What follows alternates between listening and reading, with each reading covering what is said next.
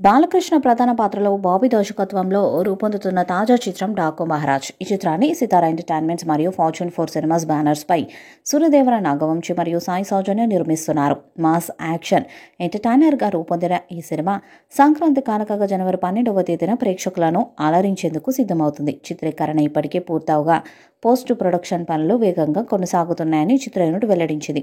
ఇక తాజాగా ఈ సినిమా నుంచి మేకర్స్ ఆదిరిపోయే అప్డేట్ ఇచ్చారు. రీసెంట్గా ఈ సినిమా నుంచి 2 పాటలు విడుదల చేయగా వాటికి ఆడియన్స్ నుంచి మంచి రెస్పాన్స్ వచ్చింది. ఇక ఇప్పుడు 3వ పాటకు సంబంధించి అప్డేట్ ఇచ్చారు. బాలయ్య ఫ్యాన్స్కు న్యూ ఇయర్ గిఫ్ట్గా డాకు మహారాజు నుంచి ఊర మాస్ సాంగ్ రాబోతుంది. ఈ మేరకు మూవీ టీం సోషల్ మీడియా వేదికగా జనవరి 4వ తేదీన యుఎస్లో మరనాడు ఇండియాలో 3rd సింగిల్ను లాంచ్ చేయబోతున్నట్లు తెలిపారు.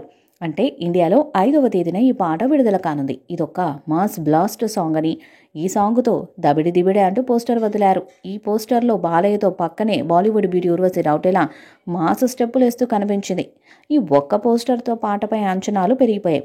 ఇందులో ప్రజ్ఞా జైస్వాల్, శ్రద్ధా శ్రీనాథ్ హీరోయిన్స్గా నటిస్తున్నారు. బాబీ డియోల్ విలన్ రోల్ చేశారు. ఉర్వశి రౌటేలా, చాందిని చౌదరి కీలక పాత్రలో కనిపించనున్నారు. అఖండ, వీరసింహారెడ్డి, భగవంత్ కేసరి తర్వాత తమను మరొకసారి ఈ సినిమాలో తన మ్యూజిక్తో మ్యాజిక్ క్రియేట్ చేయనున్నారు.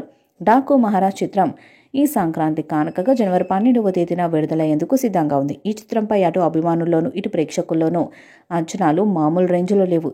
త్వరలోనే థియేట్రికల్ ట్రైలర్ కూడా మన ముందుకు రానుంది. అయితే ఈ సినిమా ప్రమోషన్స్లో భాగంగా ఒక ఇంటర్వ్యూ ఇచ్చిన డైరెక్టర్ బాబీ డాకు మహారాజ్ చిత్రం గురించి ఎవరికి తెలియని పలు ఆసక్తికరమైన విషయాలను పంచుకున్నాడు. ఈ సినిమా ప్రారంభమయ్యే ముందు ఇందులో మలయాళం స్టార్ హీరో దుల్కర్ సల్మాన్ ఒక కీలక పాత్ర పోషించబోతున్నాడని ఒక ప్రచారం సోషల్ మీడియాలో జోరుగా సాగింది. ఈ సినిమాలో మరొక హీరో ఉన్నాడా అని అడిగారు.